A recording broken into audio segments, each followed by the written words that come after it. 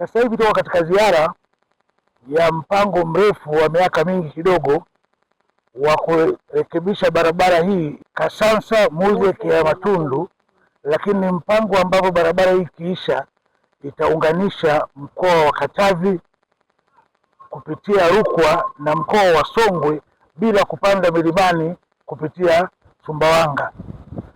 Magari makubwa ya biashara yatakuwa yanapita njia hii pamoja na magari ya abiria.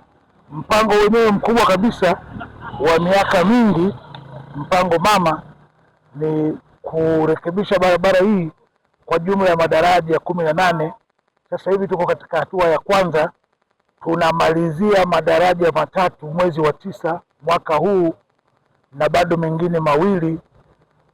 Kwa haya matatu tunayomaliza katika jumla ya 18, tutakuwa katika mpango huu tumebakiwa na madaraja 15. Tukiongeza hayo mawili, basi yatakuwa sasa yamebakia madaraja 13, na kila mwaka kadiri fedha zinavyopatikana tutakuwa tunaendelea kuleta ufumbuzi wa kudumu wa matatizo ya barabara hii. Lakini shukrani kwa sasa hivi kwa kweli tunatoka kwa kiongozi wetu mkuu wa nchi, rais wetu mpendwa Mheshimiwa Samia Suluhu Hassan Daktari. Yeye ndiye ambaye tunapomweleza matatizo haya anayasikia na anawaagiza mawaziri wake kutenga fedha. Kwa hiyo tunakwenda hivyo taratibu. Kwa hiyo mimi nimefurahi sana, na ninachofurahi ni kwamba kazi yenu inaenda vizuri. Sababu madaraja haya mimi yananifurahisha. Wamejenga madaraja ambayo yanaonekana yatadumu kwa muda mrefu na vifaa vyake vyote vipo tayari hapa.